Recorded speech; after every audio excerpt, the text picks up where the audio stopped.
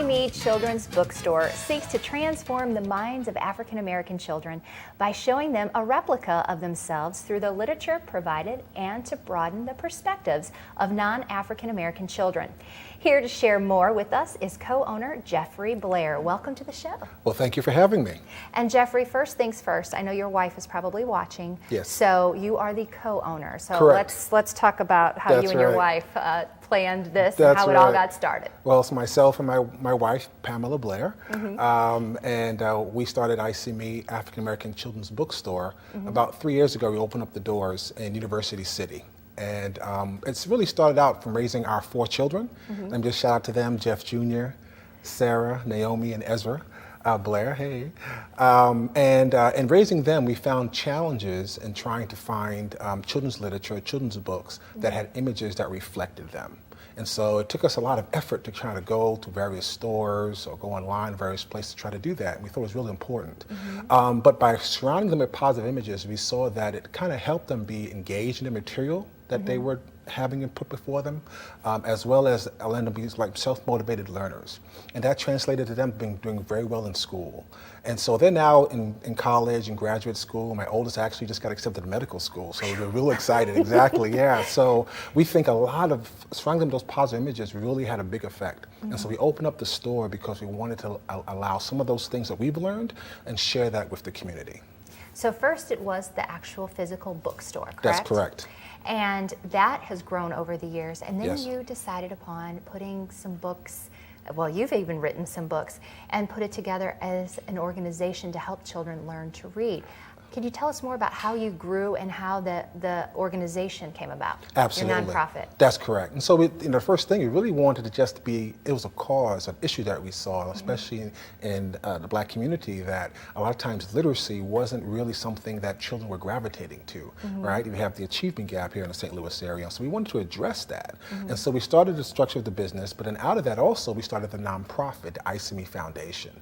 And out of that, what we found is that as we opened up the store, we wanted to make sure that all children, regardless of their socioeconomic status, would be able to acquire the books that's really reflected them positively and have them in their homes. What we found is that the number one predictor of academic success is number of books in the home. And so we really wanted to create the foundation, and we started a program that was called the Book Angel program, where people can donate to the foundation, and then we can provide free books to schools as well as to children in socioeconomic disadvantaged areas.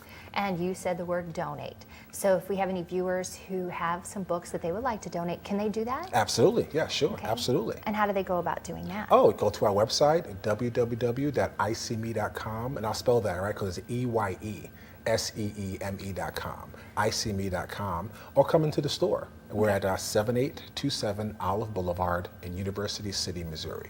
And while they're dropping off books, if they have extra time, you also need volunteers to read, correct? Absolutely. And so what we do is, like, not only are we a full-service bookstore, we have like over 2,000 children's books there at the store, and of course more online, but we also do programs. And so we have story time on Sundays at 2 p.m., and then on Tuesdays at 11 a.m. We also have book fairs that we always have the volunteers for out in all the various schools in the St. Louis region.